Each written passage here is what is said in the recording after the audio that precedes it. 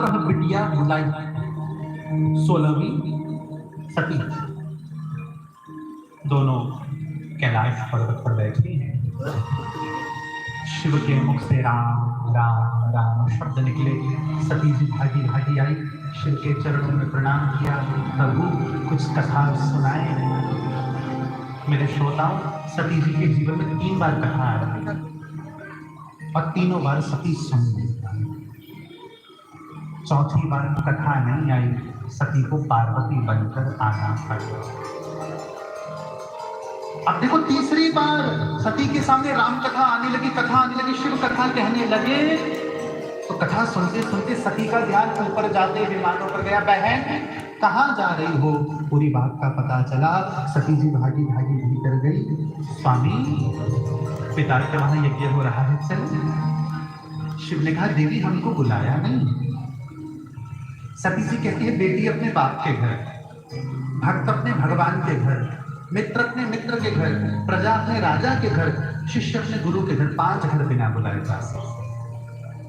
भगवान शिव कहते हैं बिल्कुल जा सकते हैं, पर यदि सामने वाले के मन में तुम्हारे लिए प्रेम हो।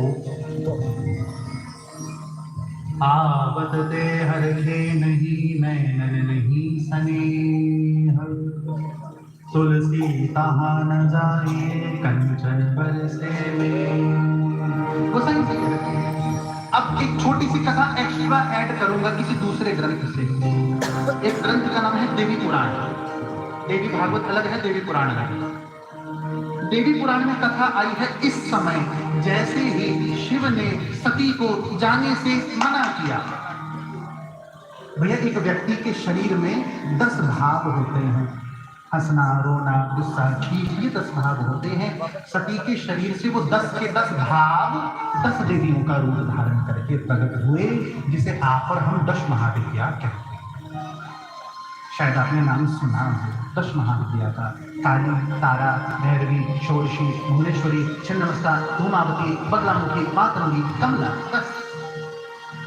और आप कभी चित्रों में देखना, इंटरनेट पर देखना, 10 की 10 देवियां एक दूसरे से बिल्कुल उलट हैं। कोई इतनी सुंदर, कोई महाभयंकर। 10 महाविद्याएं। शिव डर गए,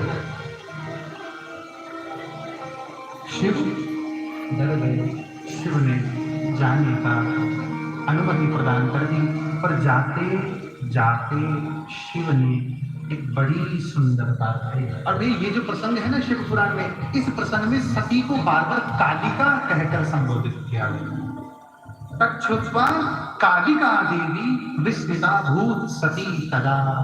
कालिका कहा गया है बार बार, यानी सती का उग्र रूप दिखाया।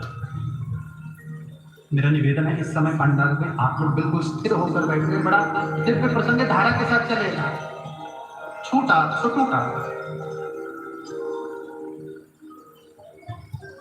शिव ने सती को सचेत करते हुए भागवत में कहा यदि व्रजिष्यस्यतिहाय मद्वचो भद्रं भवत्या न ततो भविष्यति संभावितस्य स्वजनात् पराभवो यदा स सद्यो मरणाय कल्पते। और शिव पुराण में शिव कहते हैं अनाहूतश्च ये देवी गच्छन्ति परमंदिरम अवमानम प्राप्नुवन्ति मरणादधिकं तथा। देवी यदि तुम मेरी बात न मानकर भी वहां जाओगी तुम्हारा अपमान होगा, और जब अपने अपमान करते हैं वो मौत का कारण बनता है।